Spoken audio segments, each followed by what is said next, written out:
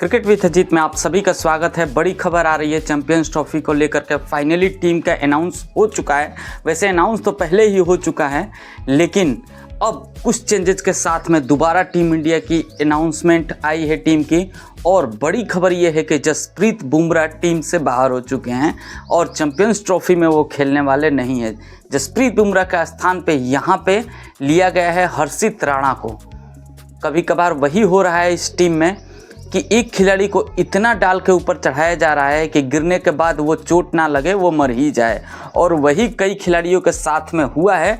और पहले ओडीआई, टी20 और फिर टेस्ट मैच में लगातार धड़ डेब्यू कराने के बाद में वो खिलाड़ी अब कहाँ हैं उनको भी अब मालूम नहीं है कि वो टीम इंडिया में दोबारा कमबैक करेंगे कि नहीं। और वही अब हो रहा है हर्षित राणा के साथ में। लेकिन फाइनली अब बड़ी खबर हर्षित राणा नहीं है कि टीम में आ चुके हैं। बड़ी खबर ये है कि जसप्रीत बुमराह टीम से बाहर हो चुके हैं। दो चेंजेज हुए हैं जो पुराने अनाउंस किए गए थे यहाँ पे चैंपियंस ट्रॉफी के लिए खिलाड़ियों को, उसमें से दो चेंजेज किया गया है। पहला हर्षित राणा को लिया गया है और दूसरा वरुण चक्रवर्ती को लिया गया है। और पुराने जो अनाउंसमेंट हुआ था उसमें से दो खिलाड़ी को बाहर किया गया है। जसप्रीत बुमराह फिट नहीं होने की वजह से वो बाहर हो चुके हैं। और दूसरा एज ए ओपनिंग बैटर जो यशस्वी जायसवाल को लिया गया था उनको टीम से बाहर कर दिया गया है। यशस्वी जायसवाल भी नहीं जानते कि मैंने क्या गलती किया कि उनको बाहर कर दिया गया। और जसप्रीत बुमराह तो अनफिट है ही, जिसके वजह से अब हर्षित राणा को लिया गया है। कहा यह जाता है बड़े बड़े एक्सपर्ट के द्वारा कि आईसीसी चैंपियंस ट्रॉफी में उसी खिलाड़ी को लेना चाहिए या फिर आईसीसी इवेंट के कोई भी ट्रॉफी में उसी खिलाड़ी को लेना चाहिए जो खिलाड़ी कुछ मैचों का अनुभव रखता हो। लेकिन हर्षित राणा सिर्फ 2 मैचों का अनुभव रखते हैं और उनको टीम में शामिल कर लिया गया है। अब एक तरह से जो लगातार ओडीआई में बेस्ट परफॉर्मेंस देते आ रहे थे यहाँ पे मोहम्मद सिराज, उनका पत्ता गुल हो चुका है। मोहम्मद सिराज अब ओडीआई टीम में शायद कमबैक करे या ना करे वो तो आने वाले समय की बात है। लेकिन जसप्रीत बुमराह जैसे बड़े प्लेयर के ना होने के बाद कोई भी खिलाड़ी चाहता है कि उसके टीम में एक ऐसा प्लेयर हो जो काफ़ी सारे मैचों का अनुभव रखता हो। लेकिन इस टीम में अब सिर्फ एज ए बॉलिंग लाइनअप देखेंगे तो सिर्फ और सिर्फ मोहम्मद सामी ही ऐसा प्लेयर है जो एक अच्छा अनुभव लेके आते हैं।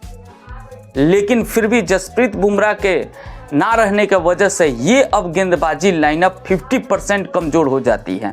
लेकिन वही बात है कि जसप्रीत बुमराह नहीं है तो कौन करेगा इनका भरपाई, क्योंकि 2 खिलाड़ी ऐसे हैं जो सिर्फ 2 मैच पहले ओडीआई में डेब्यू किए हैं। तो एक खिलाड़ी तो अभी एक भी ओडीआई मैच खेला नहीं है और वो है यहाँ पे हमारे सरदार जी अक्षदीप सिंह। तो फाइनली यही 3 तेज गेंदबाज हैं, मोहम्मद सामी, अक्षदीप सिंह और हर्षित राणा। इनके अलावा अब कोई भी तेज गेंदबाज नहीं है और एक ऑलराउंडर तेज गेंदबाज हार्दिक पांड्या। समझ में नहीं आ रहा है कि आखिरकार इस जो जसप्रीत बुमराह फिट नहीं है तो फिर यहाँ पे मोहम्मद सिराज को जगह क्यों नहीं दिया गया।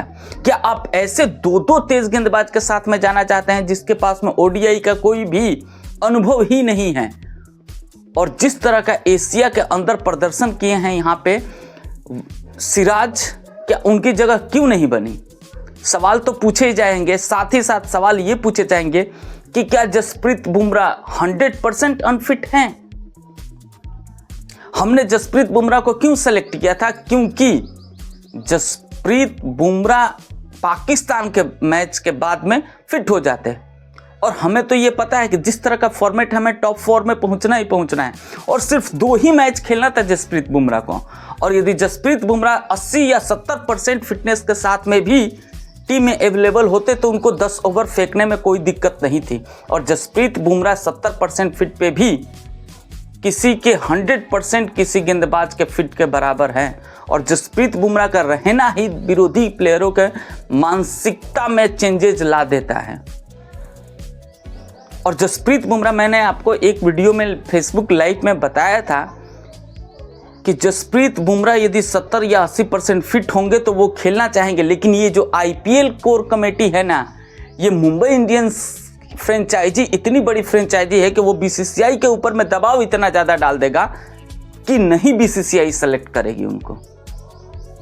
बीसीसीआई के ऊपर में जसप्रीत बुमराह के ना खिलाने का इतना बड़ा यहाँ पे मुंबई इंडियंस ने डाला है ना इम्पैक्ट, कि उनको फिट रहने के बावजूद भी टीम में सेलेक्ट नहीं किया गया है।